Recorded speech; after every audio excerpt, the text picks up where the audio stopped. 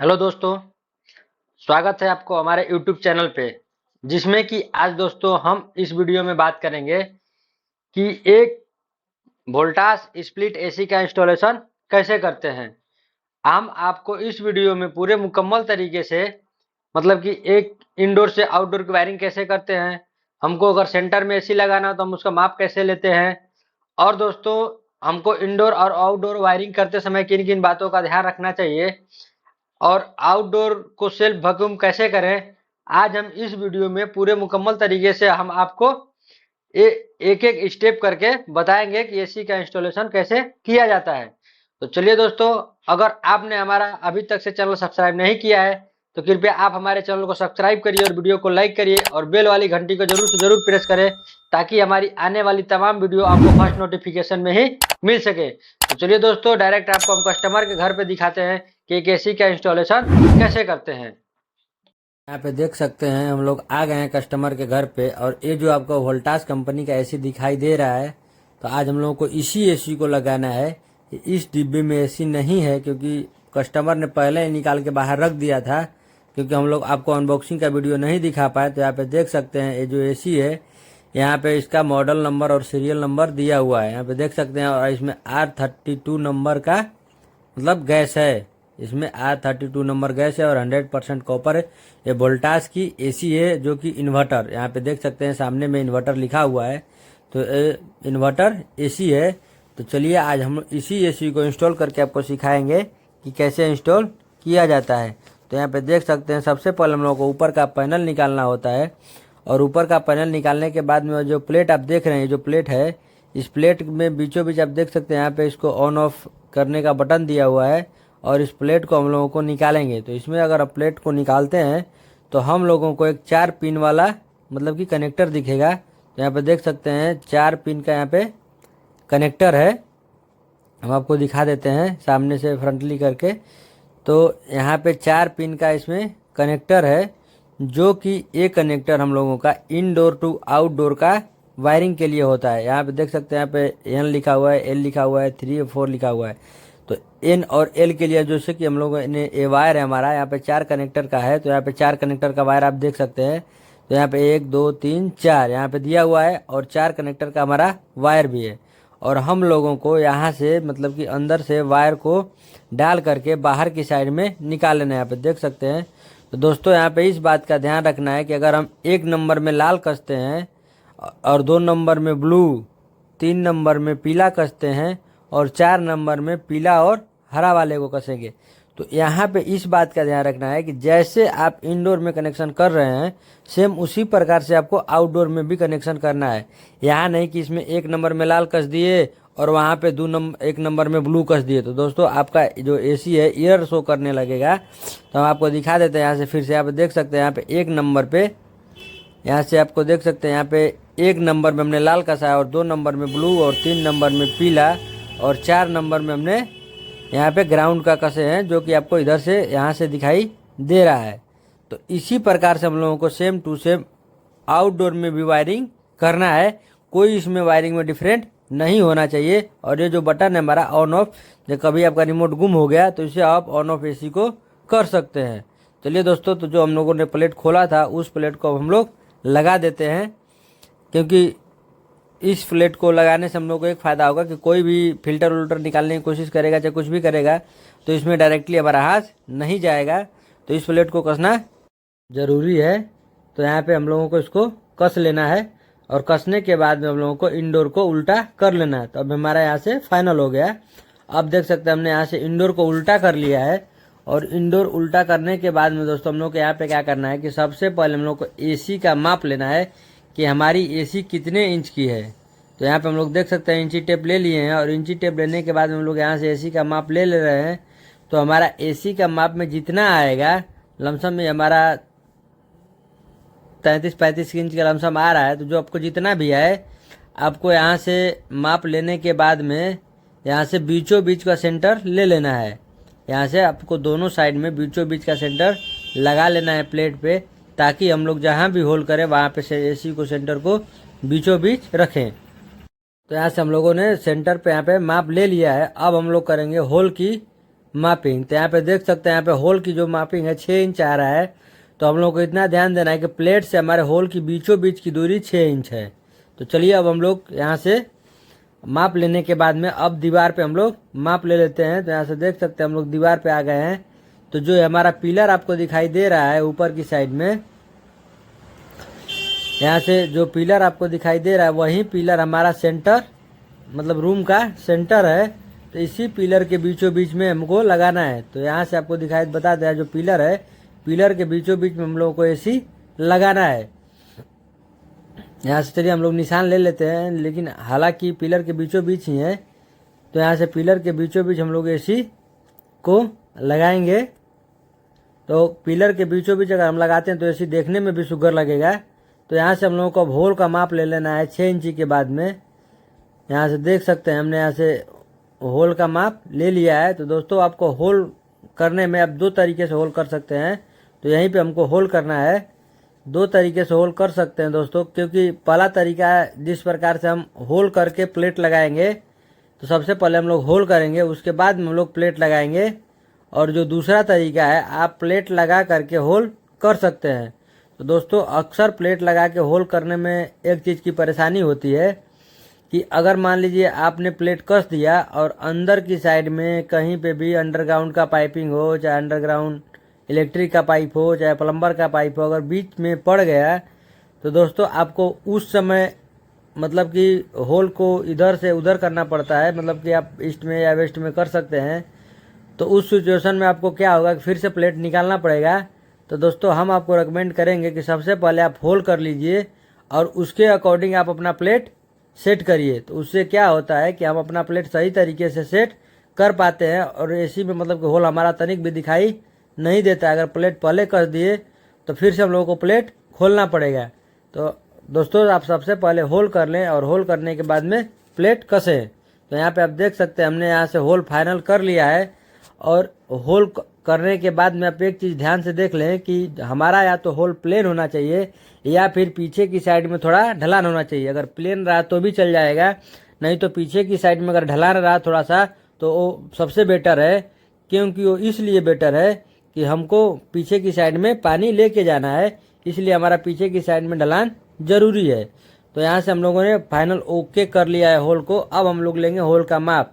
तो होल के बीचों बीच से माप हम लोगों को 6 इंची रखना है और नीचे से हम लोगों को माप ले लेना है यहाँ से। और नीचे से हम लोगों को माप इसलिए ले लेना है कि ताकि जो भी हम एसी लगाएं तो हमारा होल दिखे नहीं। तो यहाँ से हम देख सकते हैं नीचे की साइड में मार्क लगा रहे हैं और जो हमने 6 इंच पर मापा था उसको हम लोगों को लगा लेना है। तो अब जो हम लोगों ने सीधी वाली लाइन पे लगाया था, यहाँ पे जो हम लोगों ने निशान लगाया था, अब यहाँ पे हम लोगों को देख लेना है प्लेट हमारा एकदम सीधा होना चाहिए। मतलब थोड़ा सा भी इधर चाहे उधर नहीं झुकाना चाहिए। आप थोड़ा मोड़ा पानी की तरफ में झुका सकते हैं, लेकिन आप कोशिश करें कि हमारा प्लेट एकदम से एकदम सीधा लगे। आप पीछे से किसी को दिखा सकते हैं या फिर लेवल स्केल आता है उससे आप कर सकते हैं। तो उस प्रकार से मतलब कि आप सीधा ले सकते हैं, उससे कोई भी परेशानी नहीं है। सीधा रहेगा तो भी या पानी के साइड में थोड़ा सा ढलान रहेगा तो भी। तो अब आपको इन गुल्ली स्क्रू के लिए 6.5 mm का होल कर लेना है, जिससे कि प्लास्टिक की गुल्ली और 2 इंच का स्क्रू आप डाल सके।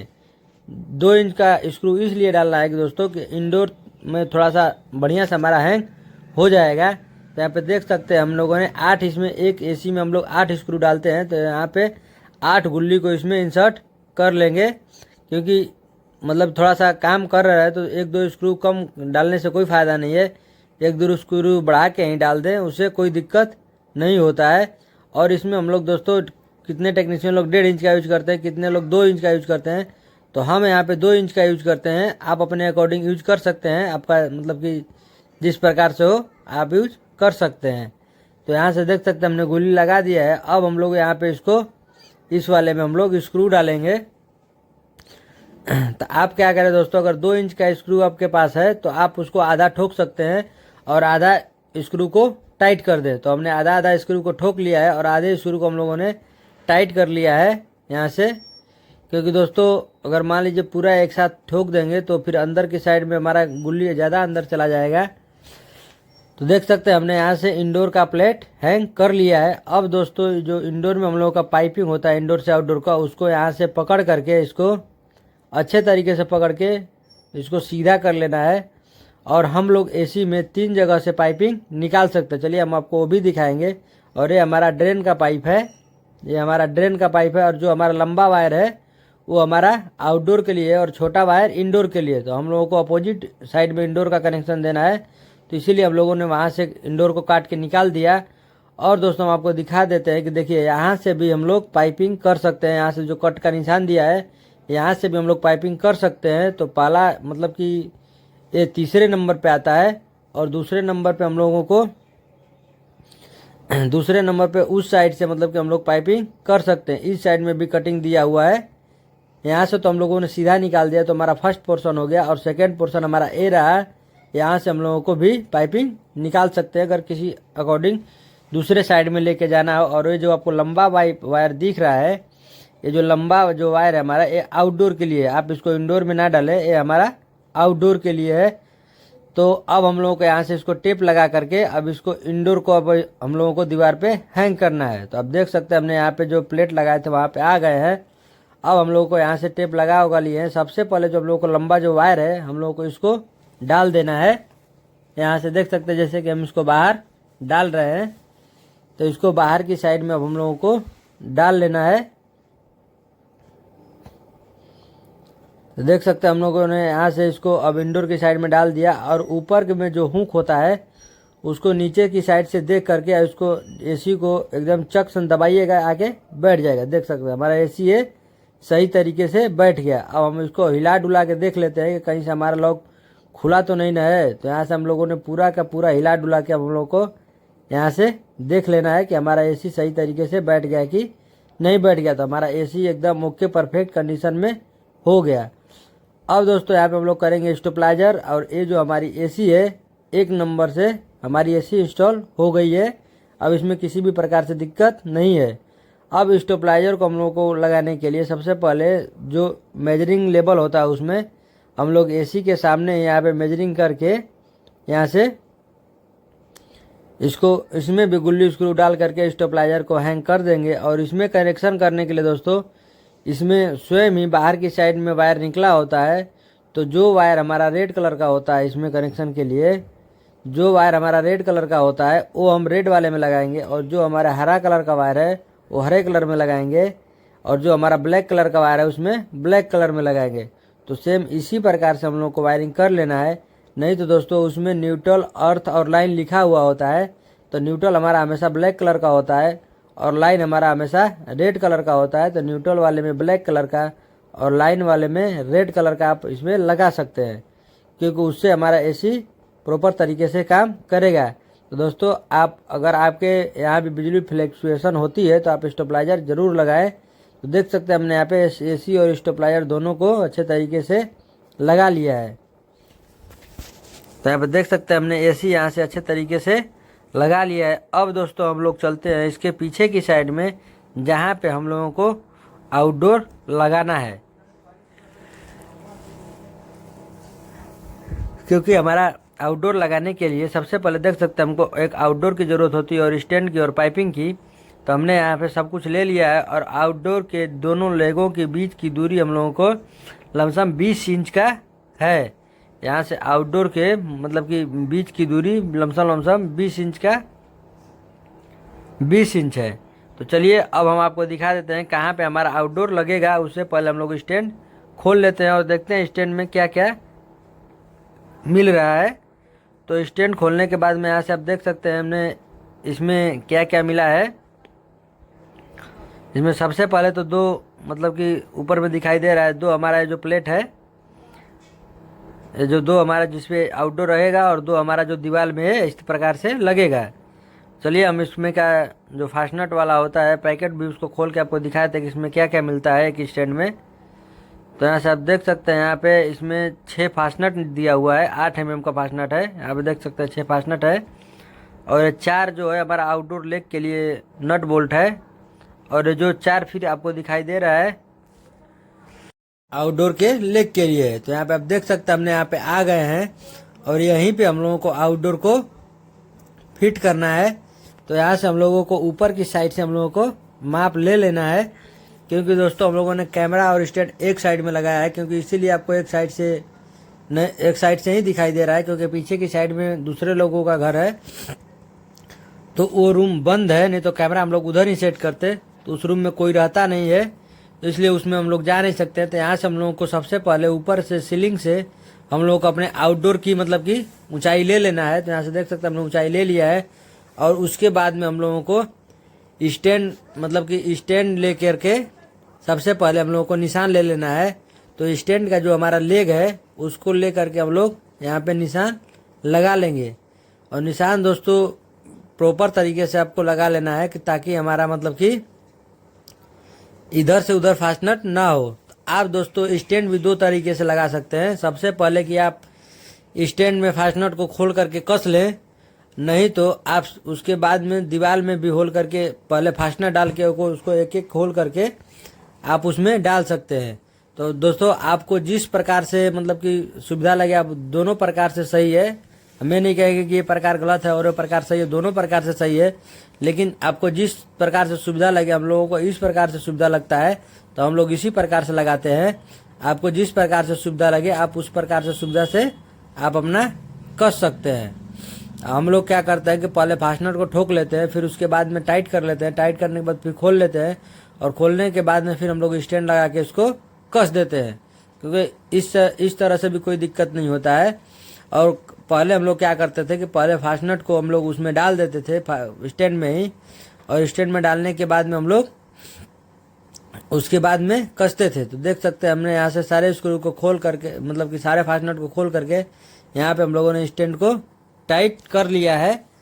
तो अगर दोस्तों आपने अभी वॉल माउंट का स्टैंड कैसे लगाए, तो अगर आपने हमारा वीडियो नहीं देखा है तो आप ऊपर दिए गए आई बटन पे क्लिक करके या फिर हमारे डिस्क्रिप्शन से आप उसको देख सकते हैं कि एसी के आउटडोर का स्टैंड कैसे लगाएं। हमने उसमें मुकम्मल तरीके से मतलब अच्छे तरीके से एक एक स्टेप करके बताया है कि आप आउटडोर का स्टैंड किस प्रकार से और कैसे लगा सकते हैं। तो अब हम लोगों ने जो लेग की दूरी मापी थी, तो यहाँ से हम लोगों को 20 इंच की लेग की दूरी थी, तो यहाँ पे हर बोल्ट से हम लोगों को 20 इंच की दूरी नाप लेना है, क्योंकि तभी हमारा जो आउटडोर है बीचों बीच हमारा लेग पे स्टैंड पे आएगा।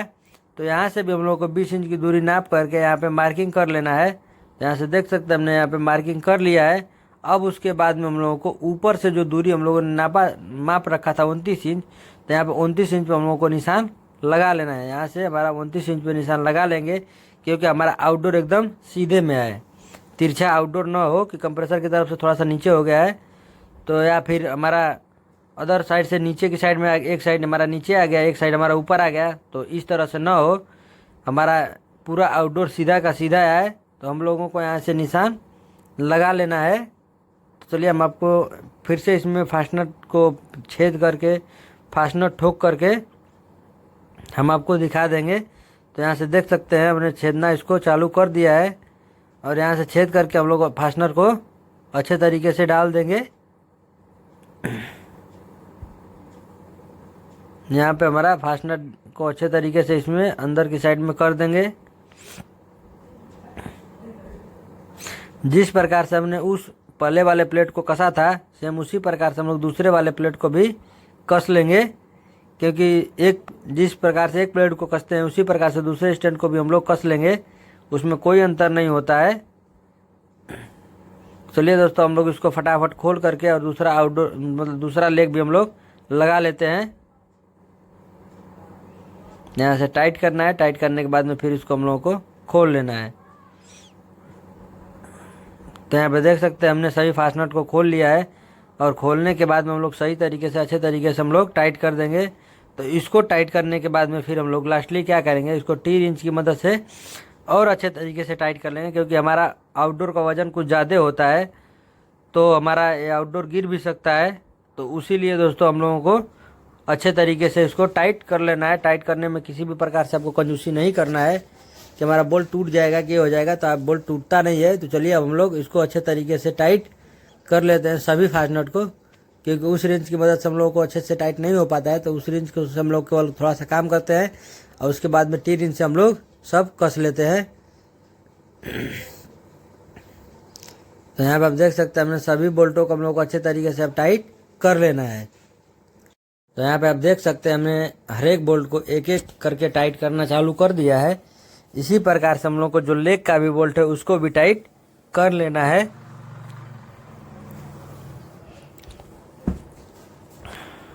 धूप बहुत ज़्यादा है क्योंकि हम लोग डायरेक्टली सनरूफ में मतलब कि काम कर रहे हैं। यहाँ से सामने से ही दीवार पे धूप आ रहा है, तो हम लोगों ने यहाँ से इसको टाइट कस लेंगे और टाइट कसने के बाद में भी हम लोग स्टैंड की टेस्टिंग कर लेंगे, क्योंकि हमसे ज़्यादा वजन का तो आउटडोर नहीं है, तो इसीलिए हम लोग यहाँ पे इसको झूल करके आउटडोर पे देख लेंगे। तो यहाँ से हम जो हमने प्लेट का मतलब जो दीवार में कसा था वो सब टाइट कर लिया है, और उसके बाद में दोनों तरफ से रिंच लगा करके हम लोग लेग को भी अच्छी तरीके से टाइट कर लेंगे। तो यहाँ से हम लोगों ने लेग को टाइट कर लिया है, और यहाँ पे देख सकते हैं हमसे ज़्यादा वजन का नहीं है, इसलिए आउटडोर का स्टैंड हमारा अच्छे तरीके से फिक्स हो चुका है। अब हम लोग यहाँ पे इस पर आउटडोर को रखेंगे। तो आउटडोर रखने के लिए देख सकते हैं मैंने सीढ़ी का उपयोग किया है, तो सीढ़ी लगा करके हम लोग आउटडोर को इस पर अच्छे तरीके से कस लेंगे, क्योंकि सबसे ज़्यादा भारे का काम यही होता है कि हमारा आउटडोर इस पर रखे कैसे। तो इसमें बहुत कम जगह है, तो हम लोगों ने 2 लोग मिल करके आउटडोर को रखा है। यहाँ से देख सकते हैं हमने यहाँ से आउटडोर को इस पर रख लिया है। अब हम लोगों को यहाँ से लेग को मिलाना है, तो इधर उधर थोड़ा करके लेग को मिला लेंगे। तो सबसे पहले आप कोशिश करें कि एक साइड को लेग मिला लें, और दूसरे साइड को लेग मिलाने के लिए हम लोग मतलब कि दूसरे साइड में जब लेग मिलाएंगे तो सब उससे पहले हम लोग को 1-2 स्क्रू मतलब कि नट बोल्ट कस लेना है। उससे क्या होगा दोस्तों कि हमारा अगर आउटडोर अगर सड़क के गिर भी गया तो डायरेक्टली हमारा ज़मीन पे नहीं गिरेगा, ऊपर में ही लटक जाएगा, जिससे कि आउटडोर हमारा बच जाएगा। अगर आप नहीं कसते हैं, चारों लेग मिला करके कसते हैं, तो सबसे पहले दोस्तों आप कोशिश करें कि आप एक नट और बोल्ट को अच्छे तरीके से कस ले, और नट बोल्ट कसने के बाद में दोनों साइड से रिंच लगा करके आप इसको अच्छे तरीके से टाइट कर लें, ताकि हमारा आउटडोर जब चले तो इसमें वाइब्रेशन होता है, तो वाइब्रेशन से हमारा किसी भी प्रकार से नॉइस या फिर मतलब किसी प्रकार से झंझनाहट न रहे। तो यहाँ पे देख सकते हैं हमने आउटडोर को अच्छे तरीके से यहाँ पे फिट कर लिया है, और जो भी हमारा ये जो 4 लेग है उसको हम अच्छे तरीके से इसको कस ले रहे हैं, ताकि हमारा आउटडोर किसी भी प्रकार से वाइब्रेशन न करे और किसी भी कस्टमर को हमारा काम से डिस्टर्ब न हो। तो यहाँ पे देख सकते हैं हमने यहाँ से आउटडोर को अच्छे तरीके से फिट करना चालू कर दिया है। ये जो हमारा जो सारे जो बोल्ट हैं वो हम अच्छी तरीके से टाइट कर लिए हैं। अब दोस्तों हम लोग करेंगे इसके बाद में पाइपिंग। तो यहाँ पे हमने पाइप ले लिया है, और पाइप लेने के बाद में उसको इतना ही सीधा करें जितना आपके काम लायक हो, नहीं तो अगर आप पूरा सीधा कर देंगे तो फिर इसको फोल्ड करने में बहुत परेशानी होगी। तो हमारा जितना काम है उतना ही हमने हाफ का पाइप सीधा किया है, और क्वार्टर की पाइप को आप उतना ही सीधा करिए जितना आपका काम है। तो चलिए अब हम आपको इसको क्वार्टर की पाइप को सीधा करके और दिखा देते हैं किस प्रकार से इसको सीधा करके यहाँ पे रख लेंगे। और रखने के बाद में दोस्तों हम लोग क्या करेंगे, जो हमारा इंडोर से जो पाइप आया है अब उस पाइप को हम लोगों को मतलब कि तिरछा करना है। तो हम आपको तिरछा करके दिखा देते हैं कि किस प्रकार से हम पाइप को तिरछा करेंगे। तो चलिए अब हम चलते हैं वहाँ से, इंडोर से जो पाइप हमारा बाहर की साइड में आया वहाँ पे। यहाँ पे देख सकते हैं यहाँ पे जो हम लोगों ने टेप लगाया था उसको, और इसको हम लोगों ने छुड़ा लिया है टेप को हमने, और इसको हम लोग अंदर की साइड से थोड़ा सा राउंड जब आप लेते हैं तो थोड़ा दूर की साइड से लें, ताकि हमारा पाइप पिंच ना हो। अगर पाइप आपका पिंच हो गया तो हमारे इंडोर में कूलिंग में प्रॉब्लम आ सकता है। तो आप देख सकते हैं हम यहाँ से कोशिश कर रहे हैं कि हमारा इंडोर से जो पाइप है वो हमारा पिंच न हो, और हमारा जो पाइप आउटडोर के लिए कनेक्ट हो अच्छे तरीके से हमारा कनेक्ट हो जाए। चलिए हम आपको दिखा देते हैं। यहाँ से आप देख सकते हैं यहाँ पे किसी भी प्रकार से पाइप हमारा पिंच नहीं हुआ है, किसी भी प्रकार से यहाँ पे पाइप पिंच नहीं हुआ है, और हम लोगों को आउटडोर से इंडोर का पाइप कनेक्ट करना है। तो आप दोस्तों हमेशा कोशिश करें कि आप यहाँ पे जो पाइप कनेक्ट कर रहे हैं आपको इस बात का ध्यान रखना है कि जो ये हम बोल्ट खोल रहे हैं इसमें से हमारा गैस निकलना ज़रूरी है। वो गैस नहीं होता है दोस्तों, उसमें नाइट्रोजन का हमारा मतलब कि नाइट्रोजन होता है, तो नाइट्रोजन हमारा निकलना ज़रूरी होता है। तो हमारे साथी ने इसको पहले ही खोल दिए थे, तो हम आपको इसमें दिखा नहीं सकते, लेकिन हमने दूसरे वीडियो में आपको दिखाया कि इसमें नाइट्रोजन मतलब निकलता है। हमने एक वोल्टास की एक और एसी इंस्टॉल किया था, हम उसका लिंक डिस्क्रिप्शन में डाल देंगे, आप वहाँ से जा करके देख सकते हैं। तो यहाँ पे देख सकते हैं दोस्तों, यहाँ पे कोशिश करें कि हमेशा कि आप बिना टेप्लान के फ्लेयर यूज करें। और दोस्तों जो आप हाथ से जो कस रहे हैं फ्लेयर नट को, तो आप कोशिश करें कि इसको पूरा का पूरा हाथ से कस दें, रिंच से बहुत कम ही टाइट करना पड़े। उससे क्या होगा कि हमारा फ्लेयर अच्छे तरीके से चिपक जाएगा। अगर आप शुरू से ही रिंच से टाइट करेंगे तो आप इतना समझ जाएगा कि आपका फ्लेयर कहीं से न कहीं से तिरछा जा रहा है।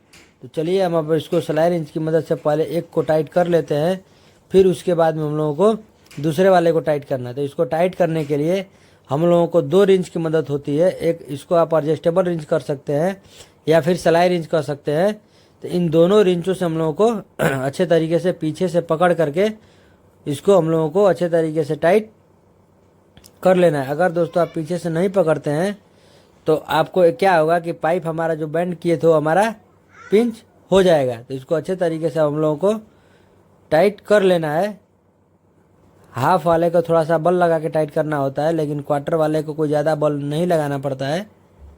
तो यहाँ से हम लोगों को अच्छे तरीके से टाइट कर लेना है ताकि हमें यहाँ पे लीकेज की संभावना ना रहे। यहाँ से देख सकते हैं हम लोगों को यहाँ से अच्छे तरीके से पाइप को अब टाइट कर लिया है। अब उसके बाद में हम लोग क्या करेंगे, अब क्वार्टर वाले पाइप को टाइट करेंगे। तो क्वार्टर वाले पाइप को टाइट करने के लिए आप उसके दोनों फ्लेयर को अच्छे तरीके से मिला करके और पूरा का पूरा बोल्ट हाथ से टाइट कर लें। और हाथ से पूरा बोल्ट टाइट करने के बाद में तब उसके बाद में आप एडजस्टेबल रिंच लगा करके आप उसको अच्छे तरीके से टाइट कर लें। आप हमेशा इस बात का ध्यान दें कि आप कभी भी मतलब कि एडजस्टेबल रिंच का यूज करें फ्लेयर टाइट करने में जो कि वो इंडोर से आउटडोर कनेक्ट हो, तो आप हमेशा दो मतलब कि एडजस्टेबल रिंच का उपयोग करें, जिससे कि हमारा फ्लेयर नट अच्छे तरीके से टाइट हो जाए और हमारा किसी भी प्रकार से पाइप पिंच होने की संभावना ना रहे। तो यहाँ से हम लोगों को सही कर लेना है पाइप को, और पाइप सही करने के बाद में हम लोग को चलेंगे पहले आउटडोर पे कनेक्शन करेंगे, क्योंकि आउटडोर कनेक्शन करने के बाद में भी हमारा इंडोर का फाइनल पूरा यहाँ से टेप करेंगे और इलेक्ट्रिक वायर को साथ में ऐड करेंगे। तो यहाँ पे देख सकते हैं हमने यहाँ से आउटडोर के साइड में अब आ गया। जिस साइड में हम लोग फ्लेयर नट लगाएंगे तो आपको उतना ही पाइप इसमें से सीधा करना है जितना कि आप यहाँ से मतलब कि कस सके, क्योंकि पूरा अगर पाइप आप सीधा कर देते हैं तो फिर आपको फोल्ड नहीं कर पाएंगे और पाइप हमारा इधर उधर बिखरा हुआ लगेगा। तो यहाँ से आप देख सकते हैं हमने यहाँ से इसको अब जो भी आपको इसमें जो ब्लैक कलर का कैप आप में लगा हुआ है यहाँ पे इन दोनों कैपों को हम लोगों को अच्छे तरीके से खोल लेना है। और इसको कैप खोलने के बाद में हम लोग क्या करेंगे दोस्तों, अब जो हमारा फ्लेयर नट है इसी में मतलब ये कसेगा। तो आपको हाफ वाले में हाफ को कसना है और क्वार्टर वाले में क्वार्टर को कसना है। तो आप इधर का उधर लगाइएगा तो लगेगा भी नहीं, क्योंकि हाफ का हाफ में ही लगेगा, क्योंकि पाइप मोटा पतला होता है तो आप इधर से उधर एडजस्ट नहीं कर सकते हैं।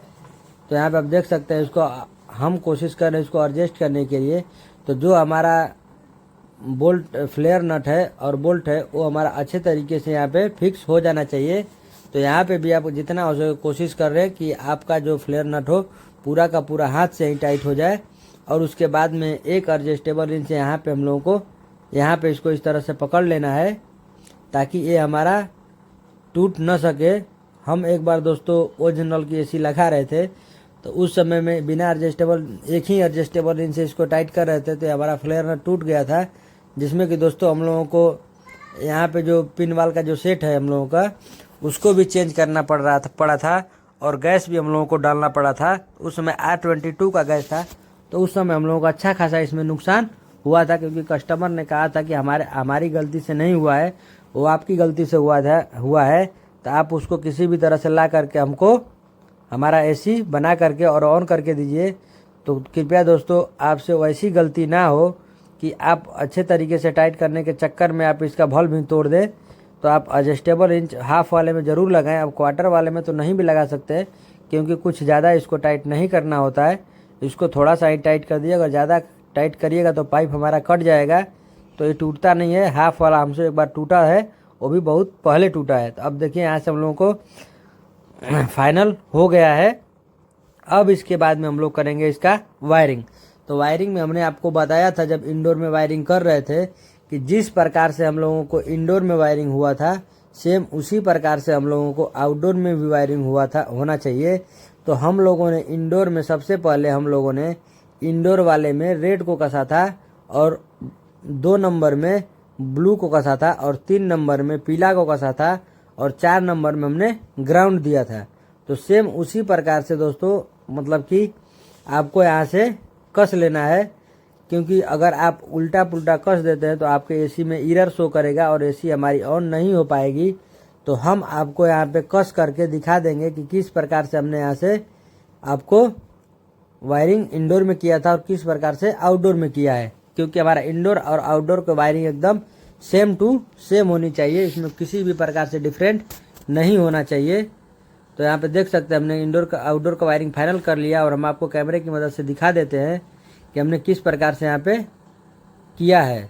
तो यहाँ पे आप देख सकते हैं हमने इंडोर में भी 1 नंबर में लाल दिया था और यहाँ पे भी लाल दिया है, और 2 नंबर में हमने ब्लू दिया था तो यहाँ पे भी हमने ब्लू दिया है, और 3 नंबर में हमने पीला दिया था तो यहाँ पे भी पीला दिया था, और ग्राउंड को हम लोगों ने यहाँ पे नीचे में कनेक्ट कर दिया है। इससे कोई भी प्रकार किसी भी प्रकार से दिक्कत नहीं है। तो अब दोस्तों हम लोग क्या करना है कि आप ये जो बोल्ट आप देख रहे हैं, ए वाला और ए वाला और ये चार्जिंग लाइन का बोल्ट, इन तीनों बोल्ट को हम लोगों को स्लाइड इंच की मदद से, एडजस्टेबल इंच की मदद से खोल लेना है। तो चलिए हम इसको खोल लेते हैं और इसमें देखते हैं कि हमारे कितने नंबर की एलंकी लगेगी। तो दोस्तों अगर आप वैक्यूम पंप लिए हैं तो आप वैक्यूम करके ही गैस खोलें। अगर आप वैक्यूम नहीं लिए हैं तो चलिए हम आपको बताते हैं कि अगर आपके पास वैक्यूम नहीं है तो आप इसको इसमें कैसे गैस खोल सकते हैं। तो चलिए दोस्तों, तो इसके लिए हम लोगों को यहाँ पे तीनों खोल लिया है। खोलने के बाद में सबसे पहले हम लोगों को 5 नंबर की एलंकी की मदद होती है। तो चलिए हम आपको एलंकी दिखा देते हैं। यहाँ पे देख सकते हैं हमारे पास 5 mm की एलंकी है। इसी एलंकी की मदद से हम लोगों को गैस को खोलना है। तो सबसे पहले मतलब कि डिस्चार्ज लाइन को थोड़ा सा गैस हम लोग खोल लेंगे, ज़्यादा नहीं, थोड़ा लमसम 20 से 25 ग्राम गैस, मतलब कि हम लोग यहाँ से 20 से 25 ग्राम को यहाँ से गैस को खोल लेना है। चलिए हम लोग यहाँ से गैस खोल लेते हैं। देखिए हम लोग ने खोल लिया है, और खोलने के बाद में दोस्तों जो हमारा चार्जिंग लाइन का पिन है वहाँ से इसको दबा करके इसमें से हम लोग थोड़ा सा एयर निकाल लेंगे। तो यहाँ पे देख सकते हैं हमारा थोड़ा सा एयर इसमें से एयर निकल रहा है। तो हम लोगों को यहाँ से एयर थोड़ा सा निकाल लेना है। यहाँ से हम लोगों को एयर को निकाल लेना है, जिससे कि हमारी ये मशीन सेल्फ वैक्यूम हो जाएगी। यहाँ से जो हम लोग एयर निकाल रहे हैं उससे हमारा सेल्फ वैक्यूम हो गया है हमारी मतलब कि एसी। तो आप इस तरह से भी कर सकते हैं। अगर वैक्यूम है तो आप वैक्यूम 2 से 4 मिनट आप लगा करके एसी का गैस खोल सकते हैं। उससे हमारी दोस्तों प्रॉपर कूलिंग आएगी। तो आप जो पिन खोल रहे हैं, आपको जहाँ ये पिन आके रुक जाए वहीं पर आकर के आपको यहाँ से जैसे कि रुक गया वहीं पे आकर छोड़ देना है। इसको नीचे की साइड में जोर से खींचना नहीं है, नहीं तो इसमें एक रबड़ का सील होता है, वो हमारा कट जाएगा। आप कभी भी इसको गैस को खोल रहे हैं तो आप इसको हल्का हल्का करके, आप यहाँ से देख सकते हैं मैं इसको खोल रहे हैं, जैसे ही जहाँ पे जाके रुक गया उसको छोड़ देना है। यहाँ पे देख सकते हैं थोड़ा स्लो हो गया। यहाँ पे धीरे धीरे आपको जहाँ पे गैस रुक रहा है वहीं पे आके आपको भी रुक जाना है। यहाँ से देख सकते रुक गया तो यहाँ पे छोड़ देना है, इनको निकाल लेना है। नहीं कि इसमें हम लोग डाल करके इसको इस तरह से जोर से हम लोग खींच दें, तो इस तरह से करने में जो रबड़ होता है सील टूट जाएगा, तो उससे हमारा गैस लीकेज की संभावना हो जाएगी। तो अब हमारा यहाँ से गैस हो गया ओके। अब हम लोगों को जितने भी बोल्ट हम लोगों ने खोला था उसको हम लोगों को लगा के कस देना है, क्योंकि दोस्तों इसको खोल लिया है तो इसको घर पे नहीं लेके जाना है, इसको इसमें लगा देना है। और लगा करके इसको अच्छे तरीके से टाइट करके, मतलब हाथ से इसको एडजस्टेबल रेंज की मदद से हम लोगों को इसको अच्छे तरीके से टाइट कर देना है। इससे क्या होगा हमारा कि मतलब कि गैस लीक तो नहीं होगा, लेकिन जो भी हमारा जो बोल्ट कंप्रेसर चलेगा उसके वाइब्रेशन से हमारा ये बोल्ट खुल के गिरेगा नहीं। अगर थोड़ा सा हम लोग इसको टाइट कर देते हैं तो इसको हम लोगों को यहाँ से अच्छे तरीके से टाइट कर देना है। अब दोस्तों हमारा इंडोर टू आउटडोर हमारा काम फाइनल हो गया। अब किसी भी प्रकार से कोई दिक्कत नहीं है, ये भी हमारा फाइनल कसा गया। यहाँ से भी हम लोगों ने गैस खोल दिया और पाइपिंग का सारा काम हम लोगों का फाइनल हो गया। अब हमको किसी भी प्रकार से कोई भी दिक्कत नहीं है कि हमको एसी में अब कुछ करना है। तो चलिए हम आपको दिखा देते हैं। यहाँ पे देख सकते हैं हमने इंडोर को ऑन कर दिया है, और हम आपको दिखा देते हैं एक बार आउटडोर पे भी। चलिए हम आपको एक बार आउटडोर पे लेके चलते हैं। आपने जो होल किया है इस बात का ध्यान रखें कि आपने जो पीछे की साइड में यहाँ पे जो होल किया है आपको इसको अच्छे तरीके से बंद कर देना है, ताकि हमारा चूहा हुआ अंदर एसी में घुस करके इसको काटे नहीं। और यहाँ से आप देख सकते हैं हमने ड्रेन की पाइप निकाल करके पूरी अच्छे तरीके से यहाँ पे बंद कर दिया है सीमेंट और बालू की मदद से। यहाँ से देख सकते हैं हमने पूरा का पूरा पाइपिंग अच्छे तरीके से कर दिया है। तो थोड़ा सा हम आपको तिरछा दिखा देते हैं इधर से। तो अगर दोस्तों देख सकते हैं यहाँ पे कितना कम जगह है, और बगल में जो घर है वो दूसरे का है, ये दूसरे का घर है, इसलिए हम लोग यहाँ पे कैमरा नहीं लगा सके। तो यहाँ से हम लोगों को आपको यहीं से दिखा देते हैं। यहाँ पे देख सकते हैं पूरा का पूरा हमारा आउटडोर और इंडोर अच्छे तरीके से फिट हो गया है। यहाँ से अब हम लोगों को अच्छे तरीके से फाइनल हो गया है। अब हम लोग चलिए दोस्तों आपको इंडोर पे दिखा देते हैं। तो यहाँ देख सकते हैं हमने इंडोर को चालू किया तो यहाँ पे कुछ एरर कोड शो कर रहा है। यहाँ पे D8 शो कर रहा है। तो D8 दोस्तों हमारा एसी का अनलॉक कोड या वेरिफिकेशन कोड होता है। तो चलिए दोस्तों हम आपको इसी वीडियो में बता देते हैं। तो यहाँ पे सबसे पहले D8 का कोड डालने के लिए यहाँ पे सेवर का बटन आपको ऐड करना हो, मतलब 15 सेकंड तक दबाना होता है। तो यहाँ से 15 से 20 सेकंड तक सेवर का बटन दबाइएगा।